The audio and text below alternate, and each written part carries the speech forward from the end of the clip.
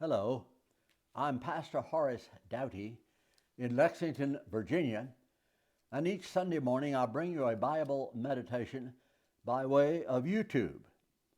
And I encourage you to subscribe to Horace Douty, Douty, YouTube, and share these presentations with your family and with your friends. I appreciate that. Today, the title of our meditation is Faith is Not Blind. Poverty is a problem, not just in our culture, but around the world. We try to solve the problem, but generally fail. We spend trillions of tax dollars in a noble effort to alleviate poverty, and every year seems to bring an increase in the number of poor people. Why? I think it's because poverty is self-generating. If you live in poverty, you learn to accept it. You become blind to opportunities even when they present themselves right in front of you.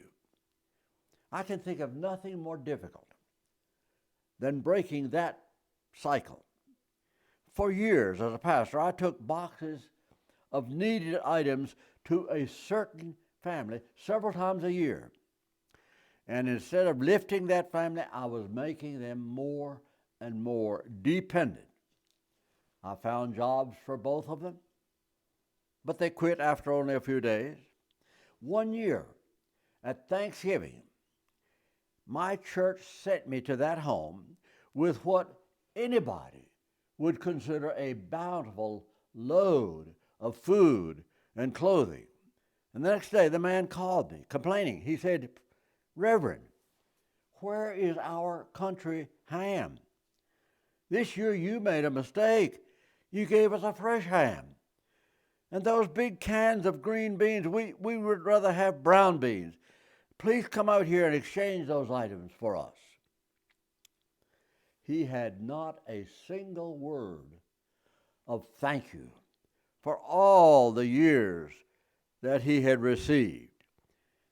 I took a long, deep breath and said very carefully over the phone, "Frank, I am sorry, but I assure you there will be no more mistakes because I have taken you off the list.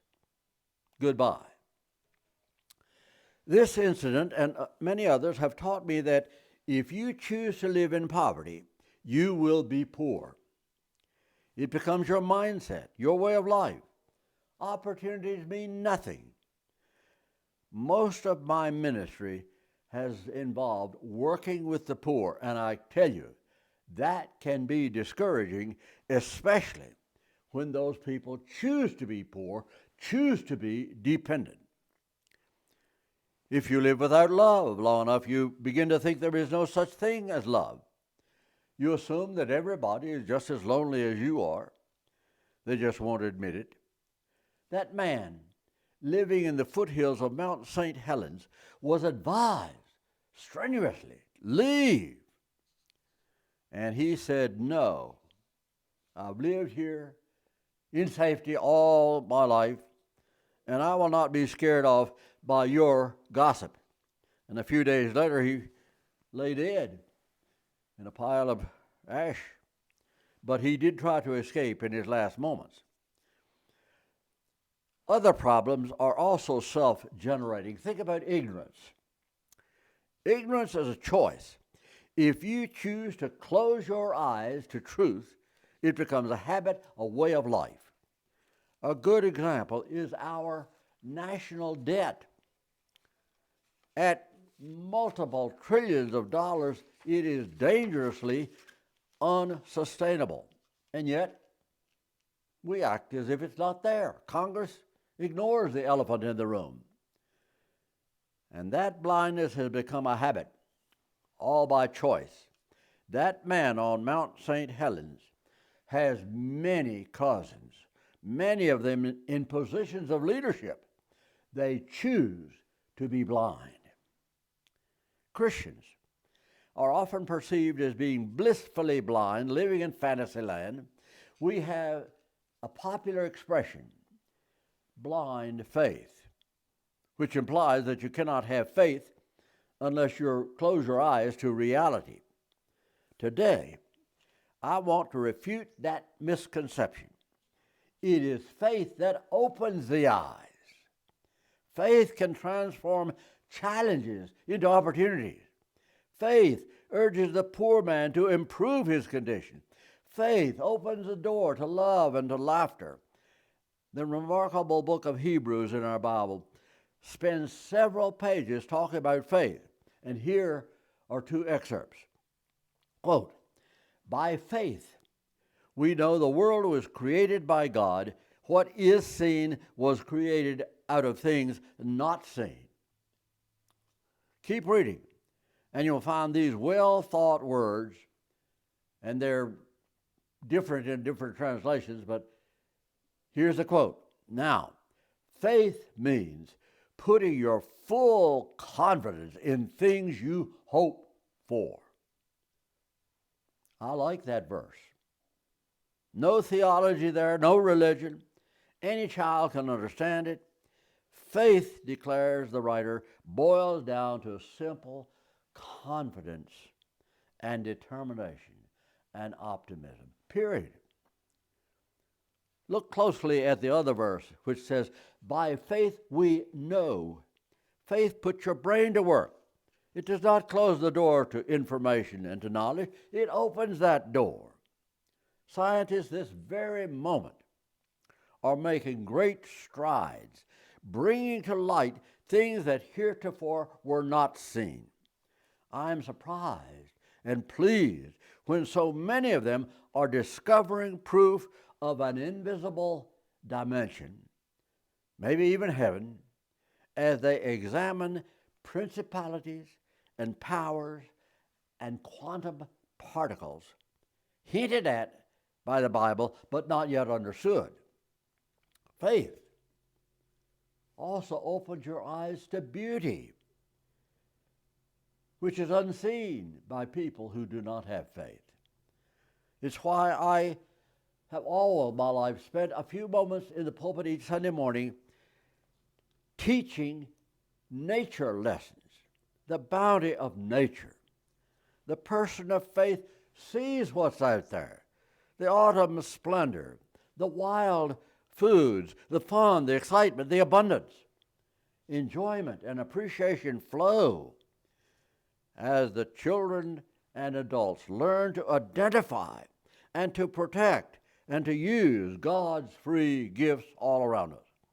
People without faith do not see these things. They cannot see the other dimensions which are out there, guiding and controlling, far more real than sticks and stones.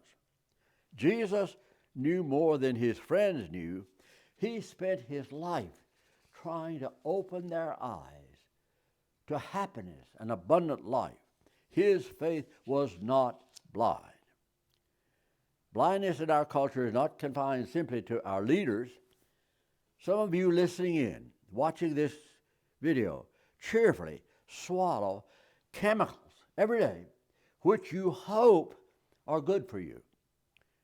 The pharmacy, by law, gave you a printed warning along with every bottle. And whenever I take time, or you, to read that fine print, it's frightening. Sometimes I swallow it anyway, just as you do. Virtually every young person in our nation knows the awesome danger of illegal drugs. And yet, even as they watch the death and the destruction, the figures go up, one after another. And yet, it does not diminish, it escalates. People choose blindness. A perfect example is found now printed on every pack of cigarettes. Warning, use of this product can kill you. That's not quite what the Surgeon General says, but that's what he means. People ignore it. Faith opens our eyes to the real world with its contradictions, its insanity, a world which tries to sell us food to eat, which will kill us. That is not faith. Faith does not put us there.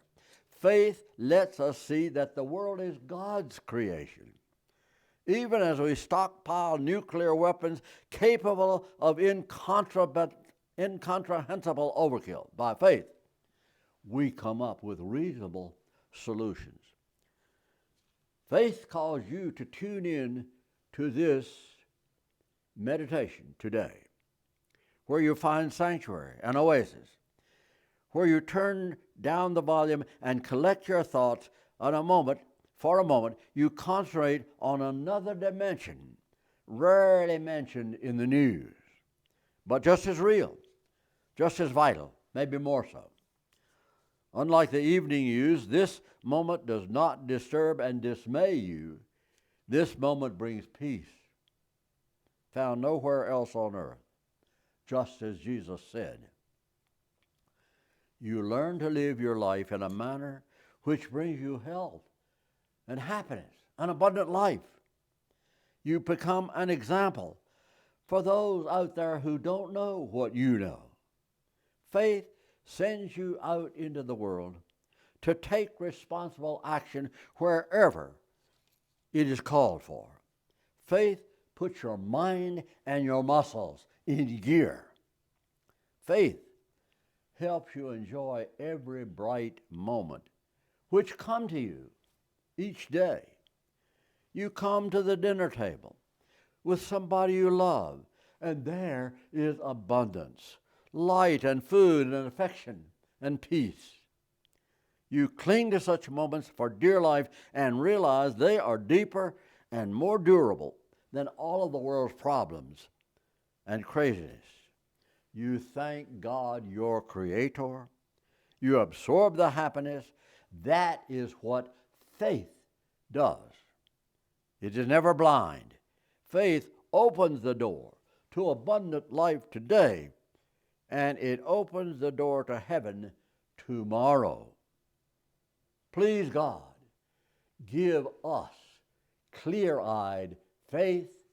Amen, and God bless you all.